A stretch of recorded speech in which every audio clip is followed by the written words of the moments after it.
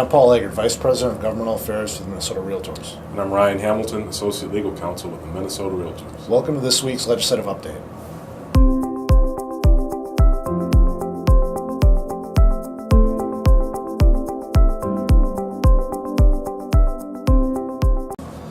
Well, it's been a busy week at the Capitol. This was first committee deadline, which is really one of the big milestones of the session. This is when a bill has to make it all out of all of the relevant policy committees in either the Senate or the House to be considered further this session. There's movement on a couple of issues, and I'm going to cover one, and Ryan will be with me in a second to cover another. The PACE bill, which we've been talking about for the last year and a half or so, we had several hearings in both the Senate and the House. The bill passed out of the bill that we support, along with our coalition partners, passed out of 3 Senate policy committees and 2 House policy committees. We still have a couple more finance/tax committees to go, but we have good momentum on that bill, and we're excited about the support we're getting.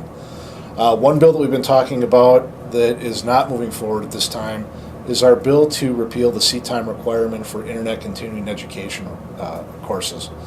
We had a lot of good discussions. Our authors were fantastic, but we ran into some issues with implementation and how that would work, and we certainly didn't want to pass a bill and have internet continuing education courses become more cumbersome, and that was certainly a risk if we didn't figure out those technical issues with the Department of Commerce and others. So that's an issue that we're going to continue to talk about and discuss with members over the interim as part of a broader discussion on continuing education. So stay tuned for more information on that issue as we move forward. And now I'm going to turn it over to Ryan for a couple of other updates. Hi, folks. Representative Vogel's rulemaking review bill received action in the House Government Ops Committee this week.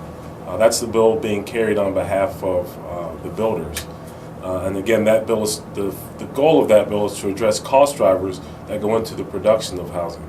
I was able to offer testimony in that hearing, just reminding lawmakers of the end users of the housing product, and that's home buyers. So the cost that goes into the creation of housing ultimately affect what home buyers have to pay on the retail side. Also highlighted the fact that there's a tremendous demand for homes under the $250,000 price point.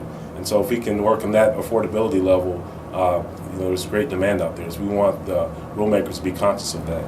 And the following day, I was able to step away from the Capitol and attend the SEITF Task Force. That acronym stands for SSTS Implementation and Enforcement Task Force.